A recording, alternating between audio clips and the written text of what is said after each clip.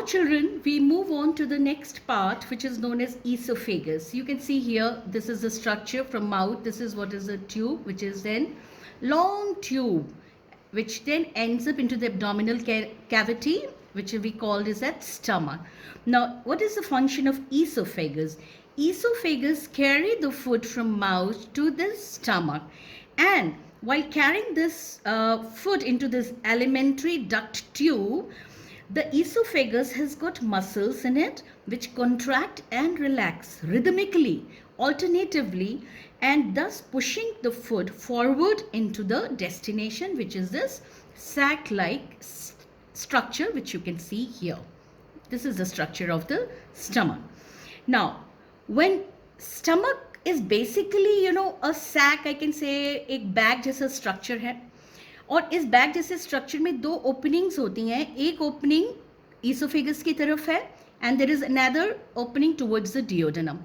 What is the function of this opening? These openings help that if the enough food has reached, then this sphincter gets closed, and when the food undergoes digestion, it has to move on to the next phase of the digestion. The food has to move to the small intestine. So there is a check here also, that is the sphincter muscles, which help to move the food into the forward direction.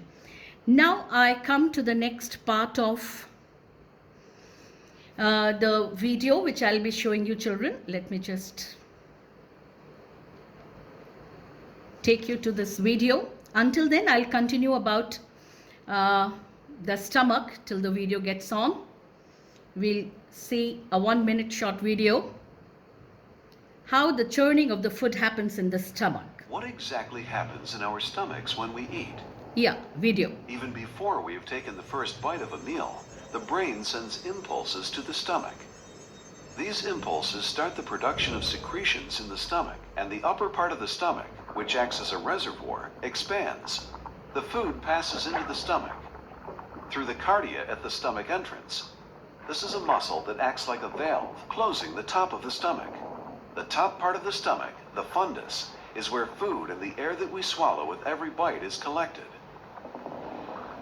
This is where the stomach volume starts to adapt. The fundus is an extremely adaptable structure. The more food goes into the stomach, the more it actively expands. In the middle part of the stomach, called the body, gastric juice is produced and mixed with the mass of chewed food. The main component of gastric juice is gastric acid. This eliminates bacteria in the food and also helps to prepare the food for the following stages of digestion. The muscular contractions of the stomach wall churn the food mass and mix it with gastric juice. 3 contractions per minute move the food mass back and forth. After a certain time, the contents of the stomach are adequately broken down and mixed, and are passed in small quantities into the intestines via the pylorus. As the stomach empties, it gradually returns to its previous size. Bayer. Science for a better life.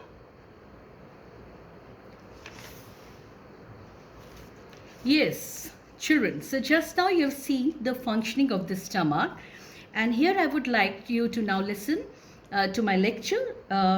You can refer to the diagram in your book also. Now, a stomach, lining of the stomach has got gastric glands.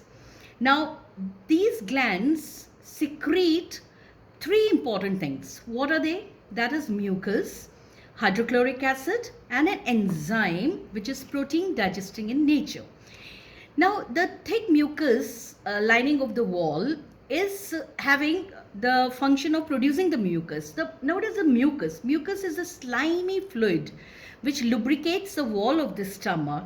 This helps to prevent the stomach lining from the corrosive effect of the acid. We know hydrochloric acid is also produced in the stomach. So the acid is having the property of being corrosive in nature. It may not spoil, or it may not disintegrate the soft epithelial lining of the stomach. So mucus lubricates it so that HCl doesn't come in direct contact with the stomach lining.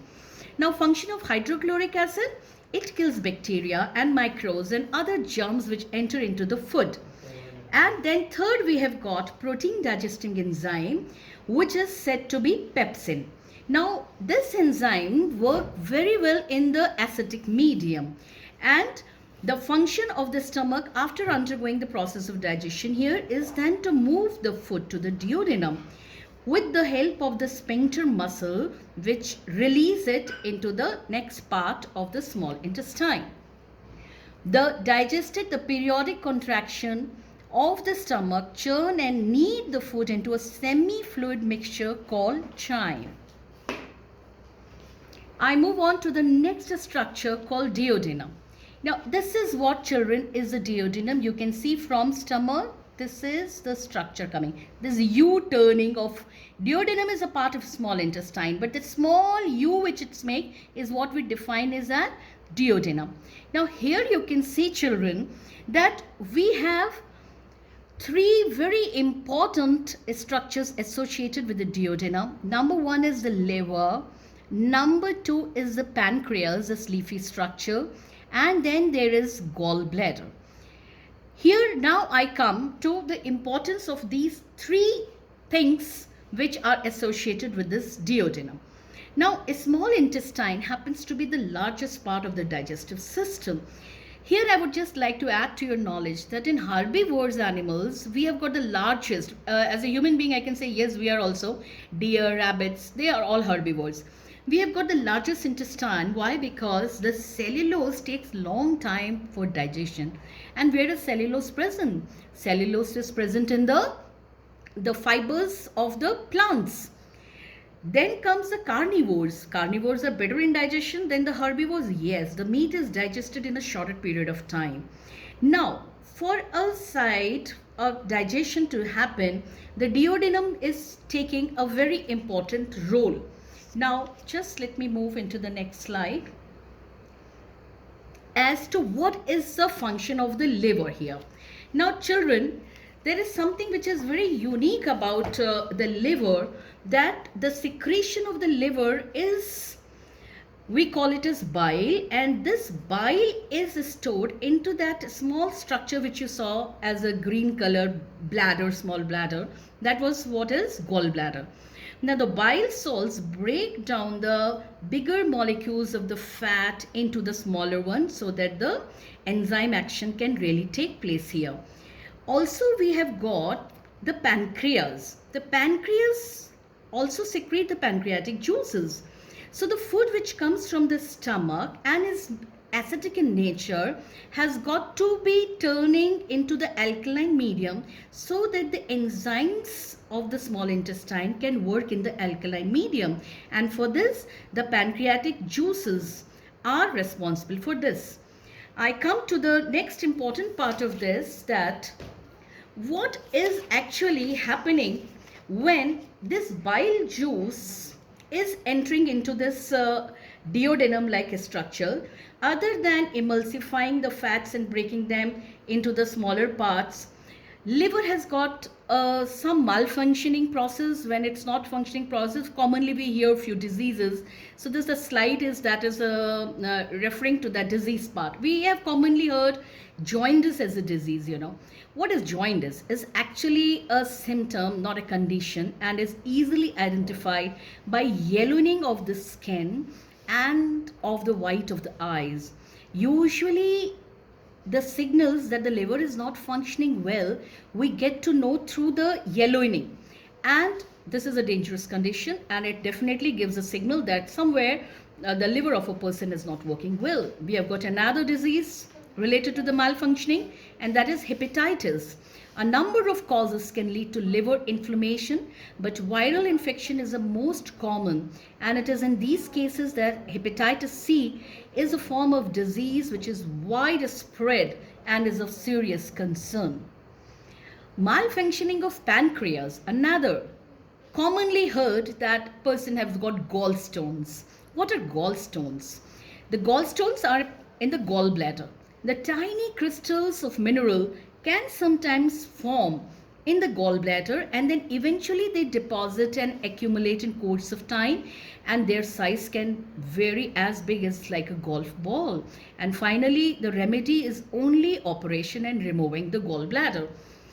We have another disease as pancreatitis. The pancreas can become inflamed due to variety of condition including cyst. However, gallstone passing through the common bile duct, alcohol abuse or trauma account for the majority of the cases. When pancreas is not functioning or draining correctly, it's fluid into the duodenum. We also know that the pancreas have got two hormones secreted, that's insulin and glucagon, which balance the glucose level of the blood. If this is not being balanced by the pancreas, then a condition of disease arise in the body, which is known as diabetes, that is increase of sugar in the blood.